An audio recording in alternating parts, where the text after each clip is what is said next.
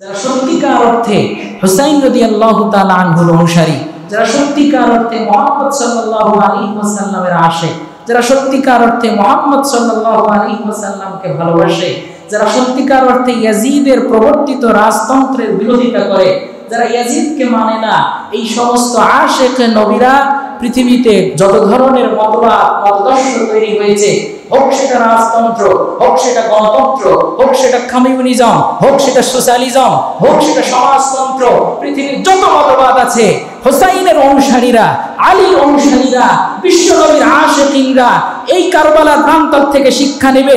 গণতন্ত্র নয়, সমাজতন্ত্র নয়, কমিউনিজম নয়, ইসলামের জন্য, খেলাফতের জন্য মুসলমানরা জীবন বাজি রেখে হুসাইনের উত্তরসূরি হয়ে আল্লাহর জমিনে আল্লাহর খিলাফত প্রতিষ্ঠা করবে। এটাই হুসাইনের শিক্ষা। রাজতন্ত্র মানবে না মুসলমান, কমিউনিজম মানবে না মুসলমান, সমাজতন্ত্র মানবে না মুসলমান, মানব রচিত কোনো মতবাদ পৃথিবীর কোন মুসলমান ইমাম হুসাইনের অনুসারীরা মানবে না। ইমাম হুসাইনের সত্যিকার আশিকরা জীবনের বিনিময়ে হলেও, রক্ত দিয়ে হলেও, ফুরাত যেভাবে রক্তাক্ত হয়েছে, পদ্মা মেঘনা যমুনা ওইভাবে রক্তাক্ত করে হলেও আল্লাহর দ্বীন আল্লাহর জমিনে প্রতিষ্ঠা করবে ইনশাআল্লাহ। শুধু হিজরি সনের প্রথম মাস মুহররম মাস। আজ মুহররমের 8 তারিখ। মুহররম মাস ওই 3 মাস বা 4 মাসের ধারাবাহিক একটি মাস, যেই মাসগুলোকে আল্লাহ রব্বুল আলামিন হারাম মাস হিসেবে ঘোষণা করেছেন। নিশ্চয়ই আপনাদের মনে আছে, অল্প কিছুদিন আগে আমরা আলোচনা করেছি, আল্লাহ রব্বুল আলামিন কোরআন মাজিদে ঘোষণা করেছেন, ইন্না ইদ্দাতাশ শুহুরি ইনদাল্লাহি 12 শাহরা। নিশ্চয়ই আল্লাহ রব্বুল আলামিনের কাছে মাসের হিসাব 12টি। মাসের হিসাব কয়টি? 12 মাসে 1 বছর হয়। এটা কার হিসাব? আল্লাহ রব্বুল আলামিন এই বিধান মানব জাতির জন্য নিজে তৈরি করেছেন, সৃষ্টি করেছেন। এর মধ্য থেকে 4টা মাসকে তিনি হারাম মাস, সম্মানিত মাস হিসেবে ঘোষণা করেছেন। একটা হচ্ছে জিলকদ মাস, আর একটা হচ্ছে জিলহজ মাস, আর একটা হচ্ছে মুহররম মাস, আর একটা হলো রজব মাস। তাহলে জিলকদ শেষ, জিলহজও শেষ, এখন চলছে মুহররম। এখন চলছে কি? মুহররম। মুহররম মাসটা হিজরি সনের প্রথম মাস। মুহররম মাসটা হিজরি সনের প্রথম মাস। 1547তম বর্ষ। ইংরেজিতে যেমন এটা 2000 কত সন? 2025। আরবিতে এটা 1447। 1447 সনের মুহররম মাসের আজ হলো 8 তারিখ। মুহররম মাসের আজ কয় তারিখ? 8 তারিখ। হাদিসের কিতাবে মুহররমের 10 নম্বর দিনকে বলা হয়েছে আশুরা। আশারা শব্দের অর্থ হলো 10। বাংলায় যেমন 10 থেকে আরেকটা শব্দ আছে দশম। 1 আবার 1কে বলা হয় ফার্স্ট। 2 এইটাকে আবার বলা হয় কি? সেকেন্ড। 3 আবার এইটাকে বলা হয় থার্ড। 4 আবার এইটাকে বলা হয় ফোর্থ। তাহলে আরবিতেও শব্দগুলো আহাদুল মানে 1, ইসনান মানে 2, সালাসা 3, এভাবে খমসা, সিত্তা, সাবআ, সামানিয়া, তিসআ, আশারা। আশারা মানে হলো 10। আশারা অর্থ কি? 10। ওই আশারা শব্দ থেকে আশুরা মানে 10। আশারা শব্দ থেকে আশুরা মানে 10। তাহলে মুহররম মাসের 10ম দিবসকে বলা হয় আশুরা। ঠিক একইভাবে মুহররম মাসের 9 তারিখ 9ম দিবসকে বলা হয় তাসুআ মানে 9ম দিবস। তাহলে আমরা বুঝতে পারলাম যে সহজ কথায় আশুরা শব্দের অর্থ হলো 10ম। আশুরা শব্দের অর্থ কি? 10ম।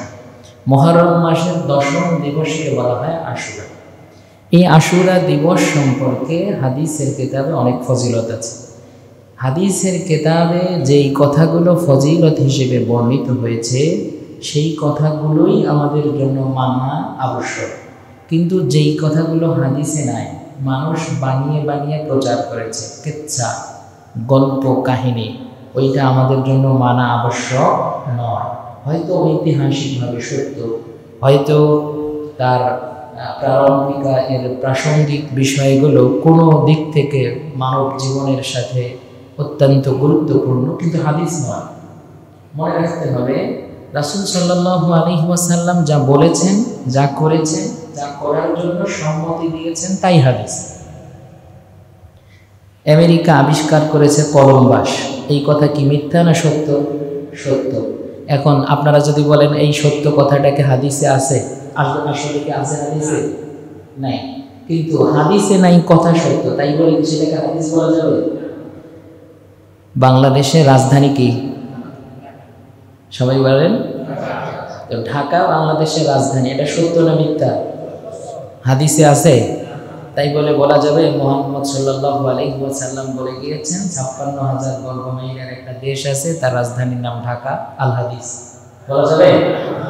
এই সহজ বিষয়টা বুঝতে হবে। রাসূল সাল্লাল্লাহু আলাইহি ওয়াসাল্লাম যা বলেছেন, যা করেছেন, করার সম্মতি দিয়েছেন, দ্যাটস কল্ড হাদিস, তাকে বলা হয় হাদিস। কেউ গায়ের জোরে মন মতো একটা কাজ করে বলা যাবে না এটা হাদিস। যদি বলে, রাসূল বলেন মান কাযিবা আলাইয়া মুতাআম্মিদান ফালইয়াতাবাওয়া মাকআদাহু মিনান নার, বানিয়ে আমি যে কথা বলিনি আমার নামে যদি কেউ চালিয়ে দেয় ওই লোকের ঠিকানা হলো জাহান্নাম। ওই লোকের ঠিকানা কি? যেমন এক জুমাতে আমি আপনাদেরকে বলেছি আল জান্নাতু তাহতা আকদামিল উম্মিহাত, এই কথাটা, কথা দুই ধরনের। মায়ের পায়ের নিচে সন্তানের বেহেশত, এরকম খেদমতপূর্ণ বা মায়ের খেদমত করার ব্যাপারে এর থেকেও অত্যাধিক গুরুত্বপূর্ণ কথা আছে, যেমন তাহতা রিজলাইহিমা। রাসূল সরাসরি হাদিসের মধ্যে এসেছে তোমার জিহাদ করা লাগবে না, তোমার হিজরত করা লাগবে না, বাবা মার খেদমত করো, তোমার জান্নাত জাহান্নাম তোমার বাবা মার কাছে, এটা হাদিস। কিন্তু আল জান্নাতু তাহতা আকদামিল উম্মিহাত, এইটা যে হাদিস না, এ বিষয়ে পৃথিবীর অসংখ্য মুহাদ্দিসের কথা আছে। কোনটা হাদিস কোনটা হাদিস না, এটা মেহেন্দি বাড়ির হুজুর বললে হবে নাকি অতীতের ওলামা ইকরামদেরও বলতে হবে? ওলামা ইকরাম। তা আমি তো কোনো কথা বানিয়ে বলতে পারি না। তো রাসূল সাল্লাল্লাহু আলাইহি ওয়াসাল্লাম যা বলেছেন ওইটা আমাদের মানতে হবে। আশুরা সম্পর্কে আপনারা দেখবেন হুসনি দালানের সামনে 10 তারিখে অনেক কিছু হবে, হবে কি হবে না? হবে। শিয়া মসজিদের ওখানে মোহাম্মদপুরে হবে নাকি হবে না? হবে। পুরো ইরান জুড়ে হবে। এখন কথা হলে ওইটা আমরাও করতে পারি, আমরাও তাজিয়া বের করতে পারি, আমরাও মিছিলে যেতে পারি, আমরাও হাই হোসেন করতে পারি, বাট কথা হলো এইটা কি রাসূল করেছেন? যদি রাসূল করে থাকেন of course we will do, অবশ্যই আমরা করব। কিন্তু রাসূল যদি করে না থাকেন তাহলে কি করা যাবে? রাসূল করবেনই বা কিভাবে? রাসূলের মৃত্যু আগে না হাসান হোসেনের মৃত্যু আগে? তাহলে আশুরার যেই ঘটনাগুলো কেন্দ্র করে যা কিছু হয় এই দিবসগুলো পালন করবে কিভাবে? কারণ রাসূলের যুগে তো হাসান হোসেন জীবিত। তার মানে আশুরা সম্পর্কিত ফজিলতপূর্ণ কথা শুধু হাসান হোসেনকে কেন্দ্র করে নয়, বরং আশুরা সম্পর্কিত বিষয়গুলো দুনিয়া সৃষ্টি থেকে নিয়ে শুরু হয়েছে। সুবহানাল্লাহ। তার মানে মুহররমের 10 তারিখের ফজিলত, আজমত, তাৎপর্য, এর সিগনিফিকেন্স শুধুমাত্র হুসাইন রাদিয়াল্লাহু তাআলা আনহু থেকে শুরু হয় নাই, বরং এটা আগে থেকে শুরু হয়েছে। আগে থেকে যে শুরু হয়েছে এই সম্পর্কে অনেক কথা, হাদিস না হলেও কথাগুলো ঐতিহাসিকভাবে প্রচলিত আছে। সেটা কি? অনেকেই বলেছেন আল্লাহ তাআলা যেদিন দুনিয়া বানাইছে ওই দিনটা ছিল আশুরা। সুবহানাল্লাহ। আদম আলাইহিস সালামকে আল্লাহ জান্নাত থেকে যেদিন পাঠাইছে ওই দিনটাও আশুরা। সুবহানাল্লাহ। ইউনূস আলাইহিস সালামকে মায়ের পেট থেকে আল্লাহ তাআলা যেদিন মুক্তি দিয়েছেন ওই দিনটাও আশুরা। আইয়ুব আলাইহিস সালাম 18 বছর রোগাক্রান্ত ছিলেন, যেই দিন সুস্থ হয়েছেন ওই দিনটা আশুরা। ঈসা আলাইহিস সালামকে যেদিন তুলে নিয়েছেন ওই দিনটা আশুরা। এরপর ইদ্রিস আলাইহিস সালামকে যেদিন উপরে তোলা হয়েছে ওই দিনটাও ছিল আশুরা। ইব্রাহিম আলাইহিস সালামকে আগুনের কুণ্ডি থেকে যেদিন তাকে নিস্তার করা হয়েছে ওই দিনটাও ছিল আশুরা। সুবহানাল্লাহ। এগুলো ঐতিহাসিকভাবে সত্য, তবে এর সনদ মতন নিয়ে অনেক ধরনের কথা আছে। তো রাসূল সাল্লাল্লাহু আলাইহি ওয়াসাল্লামও আশুরা সম্পর্কে ফজিলত বর্ণনা করেছেন। ফজিলত কি? আয়েশা সিদ্দিকা রাদিয়াল্লাহু তাআলা আনহা বলেন, রাসূল সাল্লাল্লাহু আলাইহি ওয়াসাল্লাম যেই গোত্রে জন্মগ্রহণ করেছেন ওই গোত্রের নাম কি? কুরাইশ। তো রাসূল সাল্লাল্লাহু আলাইহি ওয়াসাল্লামের প্রিয়তমা স্ত্রী আয়েশা সিদ্দিকা রাদিয়াল্লাহু তাআলা আনহা বলেন, কানাত ফিল জাহিলিয়াতি কুরাইশুন তাসুম, জাহিলি যুগে কুরাইশরা আশুরার দিনে রোজা রাখতেন। আশুরার দিন কোনটা? মুহররমের 10 তারিখ। আয়েশা সিদ্দিকা রাদিয়াল্লাহু তাআলা আনহা বলেন, ওয়া কানা ইয়াসুমুহু, রাসূলের গোত্রের মানুষেরা জাহেলি যুগে আশুরার দিনে রোজা রাখতেন। রাসূল সাল্লাল্লাহু আলাইহি ওয়াসাল্লামও আশুরার দিনে রোজা রাখতেন। ফালাম্মা কদিমা আল মাদিনা, তিনি যেদিন মদিনায় গেলেন, মদিনায় যাওয়ার পর কানা ইয়াসুমুহু, এই আশুরার দিনেও রোজা রাখলেন। ওয়া আমারা বিসিয়ামিহি, সাহাবীদেরকেও বললেন আশুরার রোজা তোমরা রাখো। ফালাম্মা ফুরিদা আর রমাদান, আয়েশা সিদ্দিকা বলেন রমাদানের রোজা যখন ফরজ হলো, তুরিকা, রাসূল সাল্লাল্লাহু আলাইহি ওয়াসাল্লাম আবশ্যিকভাবে আশুরার রোজাকে ত্যাগ করলেন। তখন রাসূল বললেন, ফামান শাআ ফালইয়াসুমহু ওয়া মান শাআ তারাকাহু, কোনো ব্যক্তি যদি চায় তাহলে সে আশুরার রোজা রাখবে, কোনো ব্যক্তি যদি চায় আশুরার রোজা রাখবে না। তার মানে রমাদানের রোজা ফরজ হওয়ার আগে আশুরার রোজা ফরজ ছিল। যখন রমাদানের রোজা ফরজ হলো তখন আশুরার রোজা আর ফরজ নয়, মুস্তাহাব হিসেবে আমাদের শরীয়তে থেকে গেল। সুবহানাল্লাহ। তার মানে আশুরার রোজা যদি রাখেন সওয়াব হবে, আশুরার রোজা যদি না রাখেন গুনাহ হবে।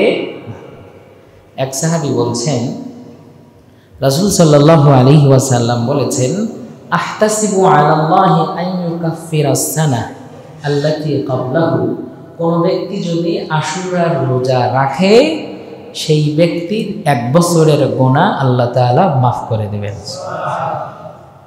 সাহাবায়ে কেরাম রিদওয়ানুল্লাহি আলাইহিম আজমাইন রাসূলকে বলেন, ইয়া রাসূলুল্লাহ, এই দিনে তো ইয়াসুমুল ইয়াহুদ ওয়ান নাসারা, ইহুদি নাসারারা রোজা রাখে।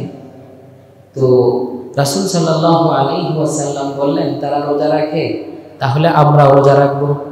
এখন আমরা যে রোজা রাখবো, আমরা তখন সাহাবী বলছেন যে রাসূল সাল্লাল্লাহু আলাইহি ওয়াসাল্লাম বলেন যে আমরা রোজা রাখি, ইহুদিরাও রোজা রাখে, আমরাও রোজা রাখি, খ্রিস্টানরাও রোজা রাখে, তবে সামনের বছর ফালাম্মা কানাল আমুল মুকবিল, যখন সামনের বছর আপকামিং ইয়ার, যখন সামনের বছরটা আসবে ওই সময়ে আমরা শুধু আশুরা 10 তারিখের রোজা রাখবো না, আমরা 10 তারিখে 9 তারিখেরও রোজা রাখবো। সাহাবী বলেন এই সামনের বছর আসার আগেই হাত্তা তুওয়াফিয়া রাসূলুল্লাহ, রাসূল সাল্লাল্লাহু আলাইহি ওয়াসাল্লাম দুনিয়া থেকে বিদায় নিয়েছেন, কিন্তু আশুরার রোজা তিনি রাখতেন।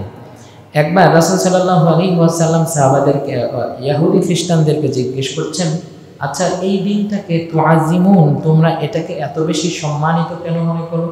মুহররমের 10 তারিখকে তোমাদের কাছে এত বেশি গুরুত্বপূর্ণ কেন মনে হয়? তখন ইহুদি খ্রিস্টানরা বলছে, আনজাল্লাহু মূসা ওয়া কওমাহু, এই আশুরার দিনেই আল্লাহ রাব্বুল আলামিন আমাদের নবী, ইহুদিদের নবীর নাম কি? মুসা, মুসা আলাইহিস সালাম। আমাদেরও নবী, বাট তারা স্পেশালি মুসা আলাইহিস সালামকে মানে, আসলে মানে না, তারপর তারা দাবি করে যে তারা মুসার অনুসারী। তো তারা বলছে আনজাল্লাহু মূসা ওয়া কওমাহু, আল্লাহ তাআলা আশুরার এই দিনে মুসাকে নীল নদে পানি থেকে রক্ষা করেছেন। ওয়া গররাকা ফিরআউন ওয়া কওমাহু, এবং ফিরআউন ও তার জাতিকে আল্লাহ তাআলা এই আশুরার দিনে পানিতে ডুবিয়ে মেরেছেন, যার কারণে ফাসামাহু শুকরান, এই আশুরার দিনে মুসা আলাইহিস সালাম শুকরিয়া স্বরূপ রোজা রাখতেন। ফানাহনু নাসুমুহু, আমরা ইহুদি খ্রিস্টানরাও ওই আশুরার দিন রোজা রাখি। রাসূল সাল্লাল্লাহু আলাইহি ওয়াসাল্লাম বললেন, ফানাহনু আহাক্কু ওয়া আওলা বিমূসা মিনকুম, ও ইহুদি খ্রিস্টান, তোমরা মুসার অনুসারী হিসেবে নিজেদেরকে অনেক বেশি দাবি করো, আমরা মুসলমানরা মুসার অনুসারী হিসেবে ইহুদি খ্রিস্টানদের থেকে বেশি দাবিদার। সুবহানাল্লাহ। যার কারণে তোমরা রোজা রাখো একটা, আমরা রোজা রাখবো। এখন দুইটা কি কি বার রাখবো? হযরত ইবনে আব্বাস বলেন, খালিফু আল ইয়াহুদ, ইহুদিরা যা করে তোমরা তার বিরোধিতা করো। ইহুদিরা যেভাবে যে কালচার লালন করে ওই কালচারের বিপরীত করো। ওরা একটা রোজা রাখে, আমরা দুইটা রাখবো। সুবহানাল্লাহ। তো দুইটা রাখার বিষয়ে আপনি 10 তারিখের রোজাও রাখতে পারেন, 10 তারিখের সাথে 11 তারিখ মিলিয়ে দুইটা, অথবা 10 তারিখের সাথে 9 তারিখ মিলিয়ে দুইটা। কিন্তু 9 তারিখের সাথে 10 তারিখ মিলিয়ে রাখাটা বেশি উত্তম। আজকে হচ্ছে মুহররমের কয় তারিখ? 8 তারিখ। তাহলে আগামীকাল কয় তারিখ? রবিবার 10 তারিখ। তাহলে আজকে সেহরি খেয়ে কালকে একটা, আর কালকে সেহরি খেয়ে পরশু দিন একটা, কয়টা হলো? 2টা। যদি রোজা রাখেন 1 বছরের গুনাহ আল্লাহ মাফ করে দেবেন, সুবহানাল্লাহ। অথবা 10 তারিখে আপনি রবিবার একটা রাখলেন এবং সোমবার আরেকটা রাখলেন, এই রোজা রাখতে পারবো ভাই ইনশাআল্লাহ? ইনশাআল্লাহ। রাসূল সাল্লাল্লাহু আলাইহি ওয়াসাল্লাম বলেন, তাবা আলা কওমিন, আল্লাহ রাব্বুল আলামিন এই আশুরার দিনে বিশেষ একটা জাতিকে মাফ করে দিয়েছেন। ওয়া তাবা আলা কওমিন আখারিন, কিয়ামত পর্যন্ত কেউ যদি আশুরার রোজা রাখে আল্লাহ রাব্বুল আলামিন ওই সমস্ত জাতির সব গুনাহ মাফ করে দিবেন, সুবহানাল্লাহ। অতএব গুনাহ মাফ করিয়ে নেয়ার একটা মোক্ষম সময় হলো আশুরার রোজা। আশুরার আসল কাজ আমরা করি না, আমরা যত অকাম কুকামে আমাদের সময় চলে যায়। আসল হাদিসের কথা হলো আশুরার দিন আমরা রোজা রাখি। আশুরার দিন আমরা কি করব? তাজিয়া করা যাবে না, মিছিল করা যাবে না, হাই হোসেন করা যাবে না। ইমাম হুসাইন রাদিয়াল্লাহু তাআলা আনহুর ওয়াফাতের পর ইমাম আবু হানিফা জীবিত ছিলেন নাকি ছিলেন না? ছিলেন। ইমাম শাফি ছিলেন নাকি ছিলেন না? ইমাম বুখারী ছিলেন নাকি ছিলেন না? ইমাম মুসলিম, ইমাম তিরমিজি সবাই ছিলেন। যাদেরকে আমরা অনুসরণ করি সবাই ছিলেন। তারা কি কেউ আশুরার দিনে কারবালার ঘটনাকে কেন্দ্র করে তাজিয়া মিছিল বের করেছে? তাহলে আমরা কেন বের করব? আমাদের ওইটা উচিত নয়, আমরা ওই মিছিলে যাব না। আল্লাহ তাআলা যেন আমাদেরকে তৌফিক দান করে না। তাহলে এ কথা এত স্পষ্ট যে আল্লাহ রাব্বুল আলামিন আশুরার যে ফজিলত বর্ণনা করেছেন, এই ফজিলতটা হুসাইন রাদিয়াল্লাহু তাআলা আনহু কারবালার প্রান্তরে শাহাদাতেরও আগে 680 খ্রিস্টাব্দের 8ই অক্টোবর 60 হিজরির মুহররম মাসে কয় তারিখ? 10 তারিখে ইমাম হুসাইনের শাহাদাত হয়েছে। তারও আগে মুহাম্মদ সাল্লাল্লাহু আলাইহি ওয়াসাল্লাম থেকে নিয়ে শুরু করে আদম আলাইহিস সালাম পর্যন্ত অন্যান্য নবীদের ক্ষেত্রে এই আশুরার একটা গুরুত্ব ছিল, আমাদের নবীর সময় গুরুত্ব ছিল। কারবালার ঘটনা নতুন করে যুক্ত হয়েছে, কারবালার ঘটনা নতুন করে যুক্ত হয়েছে। ধরুন 1971 সনের 16 ডিসেম্বর বাংলাদেশ স্বাধীনতা অর্জন করেছে। এখন আকস্মিকভাবে 2025 সালের 16 ডিসেম্বর একটা ভূমিকম্প হলো। ভূমিকম্প হওয়ার কারণে ধানমন্ডি পুরোটাই মাটিতে ধসিয়ে গেল। অবশ্যই বাঙালি জাতির জন্য এটা একটা ন্যাশনাল ট্র্যাজেডি, একটা জাতীয় ক্রাইসিস। আচ্ছা, এবার বলেন 2025 সনের যে ভূমিকম্প হলো 16 ডিসেম্বর আর 1971 সনের 16 ডিসেম্বর বাংলাদেশ হানাদার বাহিনী থেকে যে স্বাধীনতা অর্জন করলো, দুইটার মধ্যে সম্পর্ক কি? পিছনের ভাইয়েরা বলেন, কোনো সম্পর্ক আছে? 16 ডিসেম্বর 1971 সালে বাঙালি জাতি যুদ্ধ করে 9 মাস রক্তক্ষয়ী যুদ্ধের পর স্বাধীনতা অর্জন করেছে। আর 2025 সনে আকস্মিকভাবে একটা ট্র্যাজেডি হলো, ভূমিকম্প হলো। এই ভূমিকম্পের মধ্যে ধানমন্ডি পুরোটা মাটির সাথে ধসিয়ে গেছে। এই দুই ঘটনার মধ্যে কোনো সম্পর্ক আছে? কিন্তু তারিখটা কি? 16 ডিসেম্বর। তারিখটা কি? এখন কেউ যদি বলে 16 ডিসেম্বর বিজয় দিবস, ভুল হবে? কেউ যদি আবার রাখবে 16 ডিসেম্বর বিজয় দিবস মানে এই দিন ধানমন্ডি পুরোটাই লাখ লাখ মানুষ মারা গেছে, এটা তো ন্যাশনাল ট্র্যাজেডি দিবস। ভাই ওইটাও সত্য, এইটাও সত্য, কিন্তু দুই ঘটনার কোনো মিল নেই। ইমাম হুসাইনকে শহীদ করে দেওয়া হয়েছে, এই রক্তক্ষরণ আমাদের মনের মধ্যে আছে, আছে না নাই? আছে। তাই বলে আশুরার রোজার সাথে এটার কোনো সম্পর্ক নাই। আশুরার দিনে তাজিয়া বের করতে হবে, তার জন্য রাসূলের ওই হাদিসের ফজিলত এখানে বর্ণিত হয়। আসল ঘটনাটা কি? ঘটনা হলো এই, ইমাম হুসাইন কেন শহীদ হয়েছেন ওই বিষয়টা উপলব্ধি করতে হবে। ওই বিষয়ের যদি অবজারভেশন না থাকে তাহলে শুধু গল্প কাহিনী শুনে কিছুক্ষণ আবেগ থাকবে, পরে ওই শিক্ষাটা থাকবে। আমাদের নবী মুহাম্মদ সাল্লাল্লাহু আলাইহি ওয়াসাল্লাম তার ওয়াফাত হলো 632 সনে। কত সনে ভাই? আমার সাথে সাথে যদি আপনারা বলেন, আমি যে আপনাদেরকে জিজ্ঞেস করি বা আপনাদের মুখ থেকে বের করে নিয়ে আসি, এইটা করার কারণ হলো এই কথাগুলো আপনাদের মনে থাকবে। আর যদি শুধু শুনে যান, চুপচাপ শুনবেন, আগ্রহ থাকবে না, মনোযোগ থাকবে না, কতক্ষণে হুজুর ওয়াজ শেষ করে। ডাক্তারের কাছে গেলে ডাক্তার যদি 2 ঘন্টাও লেট করে তাও রোগীর কোনো সমস্যা নেই, বসে থাকে।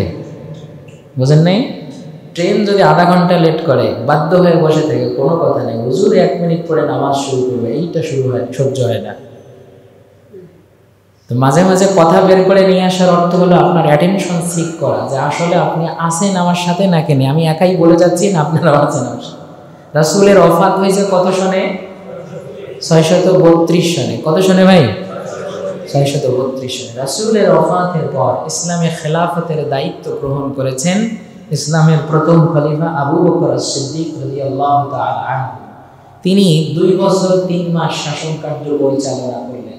ইসলামের প্রথম খলিফা আবু বকর as-সিদ্দিক রাদিয়াল্লাহু তাআলা আনহু 632 থেকে 634 সন পর্যন্ত ইসলামে খেলাফতের দায়িত্ব গ্রহণ করলেন, দায়িত্ব পালন করলেন। তার ওফাতের পর ইসলামের দ্বিতীয় খলিফা আমিরুল মুমিনিন উমর দ্য গ্রেট, উমর ইবনুল খাত্তাব রাদিয়াল্লাহু তাআলা আনহু, তিনি 634 থেকে নিয়ে শুরু করে 644, 10 বছর পুরো অর্ধজাহান শাসন করলেন। সুবহানাল্লাহ। এই 10 বছর উমর রাদিয়াল্লাহু তাআলা আনহু শাসন কার্য পরিচালনা করার পর খলিফা বা খেলাফতের দায়িত্ব গ্রহণ করলেন রাসূলুল্লাহর যুন্নুরাইন খেতাব প্রাপ্ত হযরতে উসমান বিন আফফান রাদিয়াল্লাহু তাআলা আনহু। তিনি ইসলামী খেলাফতের দায়িত্ব গ্রহণ করেছেন 644 সনে। কত সনে? 644। 644 সন থেকে নিয়ে শুরু করে হযরতে ওসমান রাদিয়াল্লাহু তাআলা আনহু 11 বছর 6 মাস, এর থেকে একটু বেশি, টোটাল ধরেন 12 বছর, মানে 656 সন পর্যন্ত, 44 থেকে 56 কত হয়? 12 বছর হযরতে ওসমান গনি রাদিয়াল্লাহু তাআলা আনহু ইসলামী খেলাফত পরিচালনা করলেন প্রায় 12 বছর, এক যুগ। সুবহানাল্লাহ। ওসমান রাদিয়াল্লাহু তাআলা আনহু স্বভাবে একটু নরম প্রকৃতির মানুষ ছিলেন। তো ওসমান গনি রাদিয়াল্লাহু তাআলা আনহুকে কেন্দ্র করে ইসলাম যেভাবে এগিয়ে যাচ্ছে, ওই ইউরোপের পর্তুগাল এবং স্পেন আর এই দিকে পাকিস্তান পর্যন্ত, মধ্যপ্রাচ্যের সব দেশ, প্রায় আফ্রিকার হর্ন অফ আফ্রিকা, ইথিওপিয়া পর্যন্ত মুসলমানদের শাসনাধীনে চলে এসেছে। সুবহানাল্লাহ। এই গোটা সাম্রাজ্যকে পরিচালনা করছেন ওসমান গনি রাদিয়াল্লাহু তাআলা আনহু। এটা কি মুনাফিকরা সহ্য করবে? মুনাফিকরা এটা সহ্য করছে না। আগে থেকে ষড়যন্ত্র করা শুরু করলো। ইবনে সাবার ষড়যন্ত্রে সব মুনাফিকরা এক হয়েছে। এর মধ্যে ওসমান রাদিয়াল্লাহু তাআলা আনহু যখন ক্ষমতায়, তখনই মুনাফিকরা ওসমান গনি রাদিয়াল্লাহু তাআলা আনহুকে, নরম স্বভাবের মানুষকে ষড়যন্ত্র শুরু করেছে। শাসক নরম হলে হয় না, হ্যাঁ? মুজিবুরের ভাষণ আর আইয়ুব খানের শাসন হতে হয় কঠিন মানুষের, শক্ত মানুষের, না হলে অধীনস্থরা অনেক সময় এদিক সেদিক যায়। তো ওসমান রাদিয়াল্লাহু তাআলা আনহুর সময়ে ইবনে সাবা সহ নানান জায়গায় বিভিন্ন ধরনের হট্টগোল তৈরি হলো। হযরত ওমর যখন ক্ষমতায়, তখনই সিরিয়ার দিমাশক, সিরিয়ার রাজধানীর নাম কি? দিমাশক। এর আগে আরো হয়তো ছিল। তো দিমাশকের গভর্নর হিসেবে মনোনীত করা হয়েছে হযরতে মুআবিয়া রাদিয়াল্লাহু তাআলা। ওসমান গনি রাদিয়াল্লাহু তাআলা আনহুর সময়েও তিনি সিরিয়ার শাসনকর্তা, গভর্নর, প্রাদেশিক গভর্নর। তো ওসমান গনি রাদিয়াল্লাহু তাআলা আনহুর সাথে হযরতে মুআবিয়ার আত্মীয়তার সম্পর্ক ছিল। শুধু ওসমান গনির সাথে না, রাসূলুল্লাহর একজন স্ত্রী ছিলেন, নাম হলো উম্মে হাবিবা, যিনি রাসূলুল্লাহর স্ত্রী, উম্মাহাতুল মুমিনিন, আমাদের মা। এই উম্মে হাবিবার ভাইয়ের নাম হচ্ছে মুআবিয়া রাদিয়াল্লাহু তাআলা আনহু। তার মানে একথা আমরা বলতে পারি রাসূলুল্লাহর শালার নাম হচ্ছে মুআবিয়া। রাসূলুল্লাহর শালার নাম কি? এই শালা ওই শালা না, যেটা আপনি হালার পর হালা করেন, এটা আত্মীয়, ব্রাদার ইন ল। এটা কি? শালাকে শালা বললে মন খারাপ করতে পারে, এজন্য একটু ভদ্রভাবে বলতে হবে, ব্রাদার ইন ল, মান সম্মান ঠিক থাকে। তো মুআবিয়া রাদিয়াল্লাহু তাআলা আনহু তিনি রাসূলুল্লাহর শ্যালক। রাসূল সাল্লাল্লাহু আলাইহি ওয়াসাল্লামের কাতেবে ওহী যারা ছিলেন, যারা ওহী লিখতেন, শিক্ষিত যে কয়েকজন সাহাবী ছিলেন, সবাই তো লিখতে পারতেন না। এখন না ঘরে ঘরে মাস্টার্স পাস, আগে মেট্রিক পাসও ছিল না। মেট্রিক পাস করলে মানুষ তাকে দেখতে আসতো, লেটার পাইলে তো কথাই নেই। গ্রামে ছিল না এরকম দৃশ্য? রাসূলুল্লাহর যুগে লিখতে পারতো এরকম মানুষের সংখ্যা খুব কম ছিল, 12 থেকে 17 জন। তার মধ্যে একজন হলেন মুআবিয়া রাদিয়াল্লাহু তাআলা, যায়েদ বিন সাবিত, উমর রাদিয়াল্লাহু তাআলা। আল্লাহ রাসূল এই যে কোরআন অবতীর্ণ হতো, এই কোরআন লিখে লেখার দায়িত্ব যে কয়েকজনের কাঁধে দিয়েছেন, তার মধ্যে একজন হচ্ছেন মুআবিয়া রাদিয়াল্লাহু তাআলা। অতএব মুআবিয়া রাদিয়াল্লাহু তাআলা আনহু আল্লাহর রাসূলের একজন অন্যতম জলিলুল কদর সাহাবী। ওই সাহাবীকে গালি দেওয়া যাবে না। রাসূলের সাহাবীদেরকে গালি দেওয়া যাবে? রাসূলের সব সাহাবীদের প্রতি আমাদের ভালোবাসা থাকতে হবে। আছে না নাই? সবার আছে ভাই? আছে আছে। তো মুআবিয়া রাদিয়াল্লাহু তাআলা আনহু তিনি তখন সিরিয়ার গভর্নর, প্রাদেশিক গভর্নর। ওসমান গনি রাদিয়াল্লাহু তাআলা আনহুর সময়েই মুনাফিকরা ষড়যন্ত্র করে একটা সময়ে হযরত ওসমান রাদিয়াল্লাহু তাআলা আনহুকে গৃহবন্দী করে ফেলল। প্রায় 1-1.5 মাস বন্দী করে রাখার পর মুনাফিকরা ষড়যন্ত্র করে হযরত ওসমান রাদিয়াল্লাহু তাআলা আনহুকে রক্ষার জন্য আলী রাদিয়াল্লাহু আনহু তার 2 ছেলে হাসান এবং হুসাইনকে ওসমান গনির নিরাপত্তার জন্য পাঠিয়েছিলেন। কিন্তু মুনাফিকরা ষড়যন্ত্র করে হযরত ওসমান গনি রাদিয়াল্লাহু তাআলা আনহুকে হত্যা করলেন। এমনকি ওসমান গনির একজন স্ত্রী ছিলেন, তার নাম হলো নাইলা। তার হাতে আঘাত করার কারণে তার আঙ্গুল পর্যন্ত কেটে গেল। তো ওসমান গনি রাদিয়াল্লাহু তাআলা আনহু 11 বছরের বেশি সময় ইসলামী সাম্রাজ্যের খলিফা হিসেবে দায়িত্ব পালন করার পর যখন শাহাদাত বরণ করলেন, তখন খলিফা কে হবেন এইটা নিয়ে সাহাবায়ে কেরামদের মধ্যে পরামর্শ হল। তাদের মধ্যে কেউ কেউ বলছে যে আমরা ওসমান গনির হত্যার বিচার করব, তারপর খেলাফতের আসনে যাকে বসানো দরকার তাকে বসানো হবে। আবার কেউ বললেন না, আগে একজন খলিফা নির্বাচন হোক, খলিফা না হলে বিচার ফয়সালা হবে কিভাবে? যার কারণে সবাই মিলে বলল আমরা আগে একজন খলিফা নির্বাচন করি, দেন আমরা বিচার কার্যে মনোনিবেশ করব। তো এই ঠেলাঠেলির মধ্যে একজনকে খলিফা বানানো হলো এবং সবাই সম্মত হলো খলিফা হবেন হযরতে আলী। খলিফা কে হবেন? হযরতে আলী কত সালে ক্ষমতায় আসলেন? 56 সনে, 656 খ্রিস্টাব্দে, হিজরি না, কত সনে? 656 খ্রিস্টাব্দে।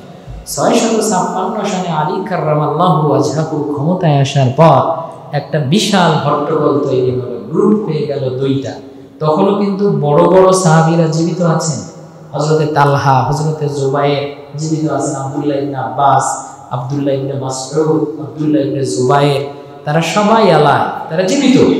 তো তাদের মধ্যে হযরতে আয়েশা সিদ্দিকা রাদিয়াল্লাহু তাআলা আনহা, যিনি রাসূলুল্লাহর স্ত্রী, তিনিও জীবিত। তো যারা বড় বড় সাহাবী সবাই আলী রাদিয়াল্লাহু তাআলা আনহুর কাছে ওসমান হত্যার বিচার চাইলেন, যে আপনি আগে ওসমানকে যে মুনাফিকরা হত্যা করেছে তাদেরকে শায়েস্তা করতে হবে, তাদের বিচার করুন।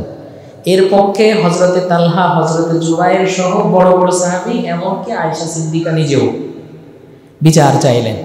কিন্তু আলী রাদিয়াল্লাহু তাআলা আনহু বলছেন, দেখুন ইসলামী সাম্রাজ্যের বর্তমান নড়বড় অবস্থা, এই নড়বড় অবস্থার মধ্যে আমি বিচার কার্য করি কিভাবে? এটা তো ঠিকমতো অনুসন্ধান করতে হবে, এর দোষীদেরকে সাব্যস্ত করতে হবে, তারপর না রায় দিতে হবে। তো এইটা তো সময় সাপেক্ষ বিষয়। আমি আগে এই রাষ্ট্রকে সুসংহত করি, এই রাষ্ট্রকে আমি ভালোভাবে ওয়েল এস্টাবলিশডে যাই, তারপর আমি বিচার কার্যে মনোনিবেশ করব। কিন্তু একটা গ্রুপ বলছে না, আগে বিচার। এবং যেই গ্রুপটা বলছে আগে বিচার, তাদের সাথে মুনাফিকরা যোগ দিয়েছে। এইটা অন্য সাহাবীরা টের পায়। নবাব সিরাজউদ্দৌলার পতন হতো না যদি জগৎ শেঠ মীর জাফরের মতো লোক না থাকতো। সব যুগে কালে কালে মানুষের পতন হয়েছে কার জন্য? মুনাফিকের জন্য। ইরানের পরমাণু বিজ্ঞানীকে হত্যা করা হয়েছে কেন? মুনাফিক ঢুকেছে, গুপ্তচর ঢুকেছে। তো সাহাবীদের সাথে মুনাফিকরা ঢুকে গেছে, ইবনে সাবার লোক। তারা ঢুকে যাওয়ার কারণে সাহাবায়ে কেরামদের মধ্যেও একটা দল, তারা চেয়েছে যে আমরা বিচার চাই। কি চাই? We want justice. এই স্লোগান আগেও ছিল। এইভাবে বিচার যখন তারা চাচ্ছে, হযরত আলী বললেন, দেখুন আমি আগে শাসন কার্যটা সম্পূর্ণভাবে হাতে নেই, ভালোভাবে সুসংহত করি। তো ওসমান গনি রাদিয়াল্লাহু তাআলা আনহুর আত্মীয়ের নাম কি? হযরতে মুআবিয়া রাদিয়াল্লাহু তাআলা। মুনাফিকরা ষড়যন্ত্র করে হযরতে ওসমান গনিকে হত্যা করার সময় তার রক্তমাখা যে জামা কাপড়গুলো ছিল, এগুলো পাঠিয়ে দিয়েছে সিরিয়ার দিমাশকে। আবার তার স্ত্রীর হাত যে কেটে গিয়েছে ওই কাটা আঙ্গুলও পাঠিয়ে দিয়েছে ওখানে। তার মানে সিরিয়ার মধ্যেও বিদ্রোহ হচ্ছে, ওসমান হত্যার বিচার চাই। প্রত্যেকটা প্রদেশে এরকম উঠেছে। এর মধ্যে যখন অন্যান্যরা, আলী রাদিয়াল্লাহু তাআলা আনহু বিচক্ষণ, সবচেয়ে আকদম আলী, সাহাবায়ে কেরামদের মধ্যে ফয়সালা দেওয়ার ক্ষেত্রে হযরতে আলী ছিলেন বিচার কার্যের ক্ষেত্রে সবচেয়ে ধীশক্তি সম্পন্ন। তো হযরতে আলী বলছেন যে না, আগে শাসন কার্য ভালোভাবে নেওয়া হবে, কিন্তু কেউ মানছে না। অবশেষে যুদ্ধ শুরু হয়ে যাবে। হযরতে আয়েশা সিদ্দিকা রাদিয়াল্লাহু তাআলা আনহা, তিনি হজ করতে গিয়েছেন মক্কায়। আসার পথে সবাই মিলে বলছে আলী তো বিচার করতে বিলম্ব করছে। হযরতে আয়েশা সিদ্দিকা উটের পিঠে চড়েই হযরতে আলী রাদিয়াল্লাহু তাআলা আনহু তখন মদিনা থেকে রাজধানী স্থানান্তর করেছেন কুফায়। কুফা কোথায়? ইরাকে। সেখানে নিয়ে এসেছেন, ওই দিকে ধাবিত হচ্ছেন এবং যুদ্ধ বেঁধেই গেল। এই যুদ্ধের ময়দানে আলী রাদিয়াল্লাহু তাআলা আনহুর পক্ষে কিছু সাহাবী আর আয়েশা সিদ্দিকা রাদিয়াল্লাহু তাআলা আনহার পক্ষে কিছু সাহাবী, এবং অনেক সাহাবী এই যুদ্ধের ময়দানে শহীদ হয়ে গেল মুনাফিকদের কারণে। প্রথমে হলো এই জন্য, যেহেতু আয়েশা সিদ্দিকা উটের পিঠে চড়ে যুদ্ধ করেছেন, এই জন্য এটাকে বলা হয় উষ্টের যুদ্ধ। কিসের যুদ্ধ ভাই? উষ্টের যুদ্ধ। তার কিছুদিন পর ওইদিকে সিরিয়ায় তো এখনো পর্যন্ত বিদ্রোহ আছে, তো সিরিয়া থেকেও যুদ্ধ করার জন্য রেডি হয়েছে মুয়াবিয়া রাদিয়াল্লাহু তাআলা আনহুর নেতৃত্বে। তখন ওই যুদ্ধটা হয়েছে যে জায়গাটা, ওই জায়গাটার নাম হচ্ছে সিফিনের যুদ্ধ। মুসলমানদের গৃহযুদ্ধ প্রথম হলো উষ্টের যুদ্ধ, দ্বিতীয় হলো সিফিনের যুদ্ধ। এই দুই যুদ্ধের পর হযরতে মুয়াবিয়া এবং হযরত আলীর মধ্যে একটা অন্তর্কন্দল শুরু হলো। দেখা গেল হযরতে আলী রাদিয়াল্লাহু তাআলা আনহু একটু দুর্বল হয়ে গেলেন, আর মুয়াবিয়া রাদিয়াল্লাহু তাআলা আনহু প্রাদেশিক শাসনকর্তা, বাট তিনি ক্ষমতার দিক থেকে একটুখানি আপডেট হতে লাগলেন। একটা সময়ে দুইজনের মধ্যে সমতা করার জন্য দুইজনের মধ্যে ক্ষমতার ভাগাভাগি হবে, কিন্তু প্রাদেশিক শাসনকর্তার সাথে মূল শাসকের মধ্যে কি রাজ্য ভাগাভাগি হতে পারে? পারে না।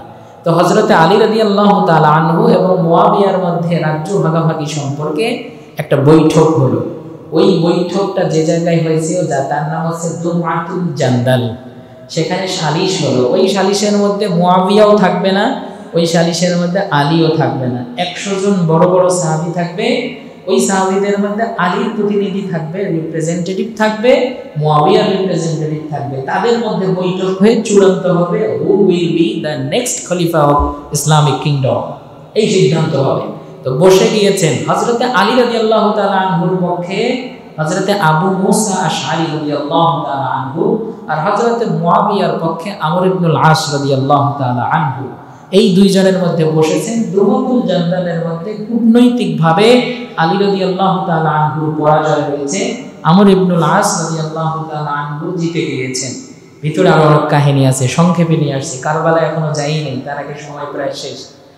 হযরতে রাসূল সাল্লাল্লাহু আলাইহি ওয়াসাল্লামের দুই সাহাবী আবু মুসা আশআরী আর হচ্ছে আমর ইবনুল আস দুমাতুল জান্দালে সালিশ হওয়ার পর অবশেষে দেখা গেল সিরিয়া সহ কিছু অঞ্চল হযরতে মুয়াবিয়া এককভাবে শাসন করতে শুরু করলেন, আর হযরতে আলী রাদিয়াল্লাহু তাআলা আনহু কুফা, বাগদাদ, বসরা এই জায়গাগুলো শাসন করা শুরু করলেন।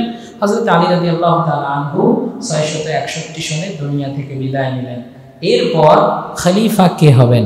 হযরতে আলীর দুই ছেলে, একজনের নাম হাসান আর একজনের নাম হুসাইন। তিনি হলেন খলিফার ছেলে, আর ওদিক থেকে মুয়াবিয়া রাদিয়াল্লাহু তাআলা আনহু প্রাদেশিক শাসনকর্তা। এখন প্রাদেশিক শাসনকর্তার সাথে হযরতে হাসান রাদিয়াল্লাহু তাআলা আনহু, তিনি পিতার রেখে যাওয়া জায়গাগুলো শাসন করা শুরু করেছেন। আর ওদিকে মুয়াবিয়া রাদিয়াল্লাহু তাআলা আনহু সিরিয়া সহ বিশাল একটা অংশ শাসন করছেন। মূলত মুয়াবিয়া রাদিয়াল্লাহু তাআলা আনহু শাসক হিসেবে সারা ইসলামী জগতের মধ্যে প্রায় প্রতিষ্ঠিত। হাসান রাদিয়াল্লাহু তাআলা আনহুর বয়স কম। হাসান রাদিয়াল্লাহু তাআলা আনহু প্রায় 10 বছর কিছু প্রাদেশিক শাসন কার্য পরিচালনা করার পর মুয়াবিয়া রাদিয়াল্লাহু আনহুর সাথে একটা সমতা হলো। হযরতে মুয়াবিয়া রাদিয়াল্লাহু তাআলা আনহু হাসান রাদিয়াল্লাহু তাআলা আনহুকে ভালোভাবে বসবাসের জন্য বিশাল একটা অ্যাডভান্টেজেস, একটা প্রিভিলেজেস দেওয়া হয়েছে। তিনি কিছু দিরহাম দিনার সহ রাষ্ট্রীয়ভাবে রাষ্ট্রীয় কোষাগার থেকে তাকে একটা সম্মানী দেওয়া হয়েছে। তিনি নিরালায় নিভৃতে বসে জীবনযাপন শুরু করেছেন। হযরতে হাসান রাদিয়াল্লাহু তাআলা আনহু তিনি যখন মুয়াবিয়াকে প্রভাব দিয়েছেন, তখন থেকে মুয়াবিয়া রাদিয়াল্লাহু আনহু তিনি ইসলামিক এই পুরো খেলাফতের দায়িত্ব গ্রহণ করেছেন। তিনি প্রায় 20 বছর খেলাফতের দায়িত্ব পালন করেছেন। ওই সময়ে হযরতে হুসাইন ছোট ভাই, হাসান হলেন বড় ভাই। হাসানকে বলেছেন, আপনি মুয়াবিয়া রাদিয়াল্লাহু আনহুর সাথে সমঝোতায় যাবেন না, আলীর পর আপনি ক্ষমতার স্থলে অভিষিক্ত হবেন, মুয়াবিয়া রাদিয়াল্লাহু তাআলা আনহুর খেলাফতের দায়িত্ব তাকে দেওয়া যাবে না।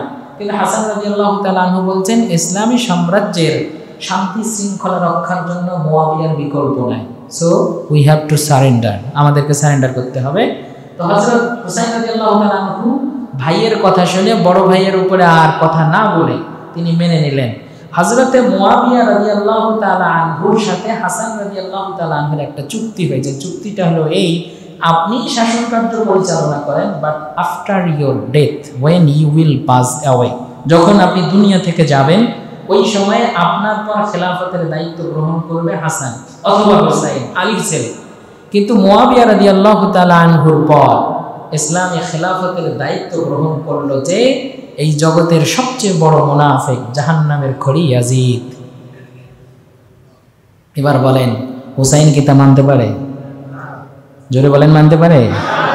ইয়াজিদ ক্ষমতা গ্রহণ করেছে এবং তার হাতে বায়াত গ্রহণ করার জন্য সিরিয়া, বসরা, দিমাশ, মক্কা, মদিনা, জেদ্দা সব জায়গায় খবর পরিবেশন করা হয়েছে, মুয়াবিয়ার ছেলে ইয়াজিদ ক্ষমতা গ্রহণ করেছে, সবাইকে বায়াত গ্রহণ করতে হবে।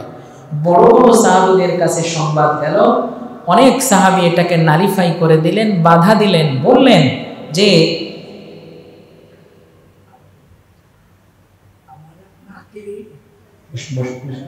বসতে দেন না। মুয়াবিয়া রাদিয়াল্লাহু তাআলা আনহুর ওয়াফাতের পর ইয়াজিদ ক্ষমতা গ্রহণ করলে দেখা গেল সব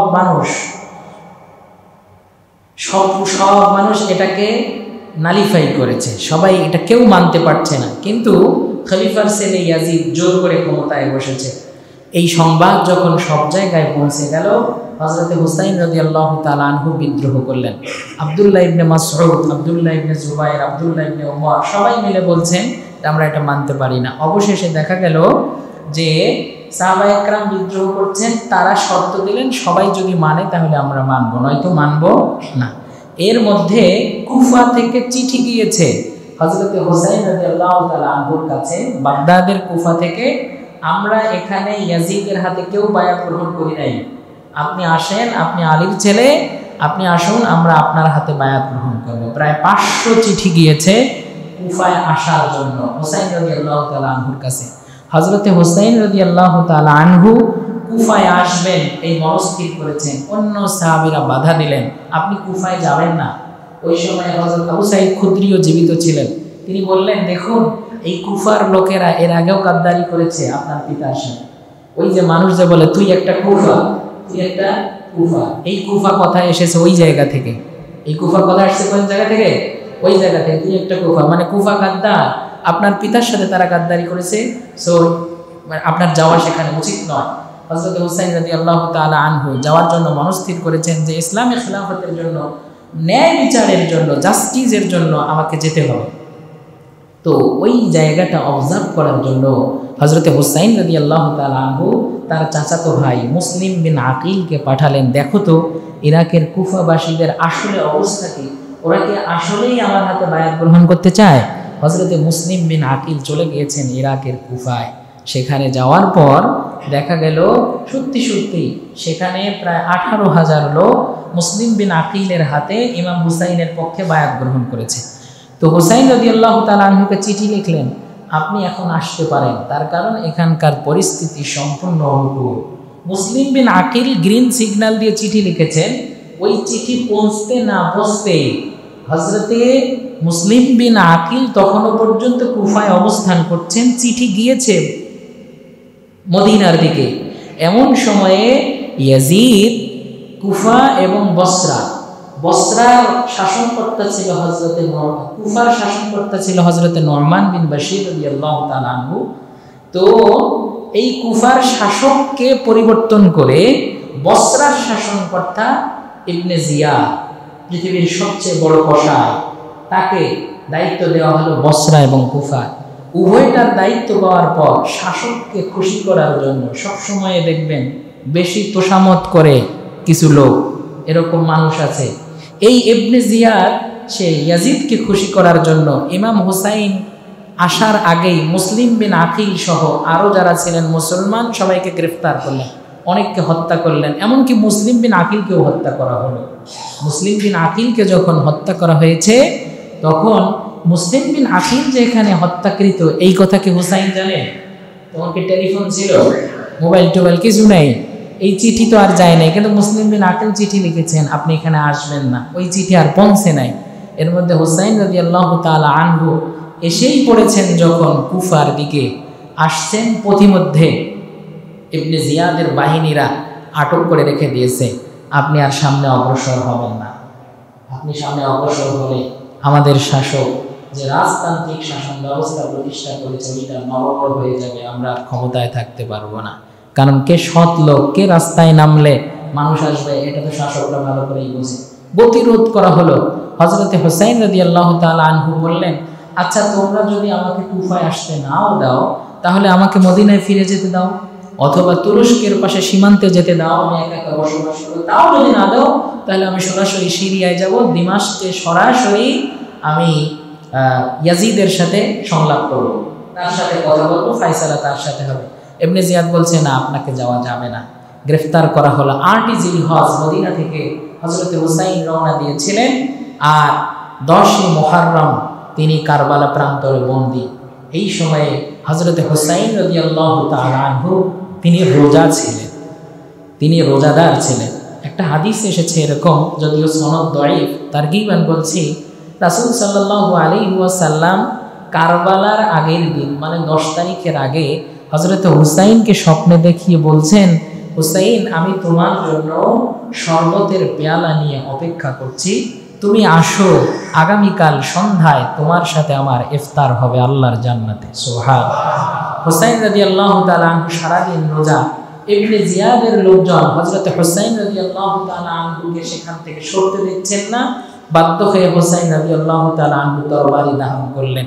তরবারি দিয়ে যখন ধারণ করা শুরু হলো, প্রাণপণে যুদ্ধ হলো। এই যুদ্ধের ময়দানে হযরতে হুসাইন রাদিয়াল্লাহু তাআলা আনহুর ছেলে জাইনুল আবেদিন ছাড়া অসংখ্য সাহাবী এবং আলী রাদিয়াল্লাহু তাআলা আনহুর অন্যান্য ছেলে হযরতে জাফর, হযরতে মুহাম্মদ, এরকম অনেকেই ছিলেন, তারাও শাহাদাত বরণ করলেন। শুধুমাত্র জাইনুল আবেদিন তিনিই ছিলেন। কিতাবের মধ্যে যে কথাটা পাওয়া যায়, তিনি ফুরাতের পানি তুলেছিলেন সেই বাচ্চার জন্য, আসলে বিষয়টা এমন নয়। আসলে হযরতে হুসাইন রাদিয়াল্লাহু তাআলা আনহু তিনি যে রোজা ছিলেন, ওই রোজার ইফতার করার জন্য ফুরাতের পানি এইভাবে তুলেছেন। ঠিক যখন পানি তুলেছেন ইফতার করবেন, আগের দিন স্বপ্নে দেখেছেন নানা তাকে পেয়ালা নিয়ে ডাকছে, ঠিক এই সময়ে পানি পান করবেন, পানিতে মুখ দিয়েছেন, ওদিক থেকে ইবনে জিয়াদের তীর এসে হযরতে হুসাইন রাদিয়াল্লাহু তাআলা আনহুকে ক্ষতবিক্ষত করে রক্তাক্ত করে দিল। হযরতে হুসাইন রাদিয়াল্লাহু তাআলা আনহু কারবালার প্রান্তরে শহীদ হয়ে গেলেন। সেখানেই তার ওয়াফাত হলো, শাহাদাত হলো। পরবর্তীতে ইয়াজিদের কাছে তার মস্তক নিয়ে যাওয়া হয়েছে। একজন নাম হচ্ছে শিমার বিন জুল জাওশান, সে তার মস্তক কেটে নিয়ে গিয়েছিল ইয়াজিদের কাছে। ইয়াজিদ আর বেশি দিন পরবর্তীতে ক্ষমতায় থাকতে পারে নাই, মাত্র 3 বছর ছিল। তার মরণ হয়েছে যেইভাবে ইতিহাসের কিতাবে এসেছে যে হযরতে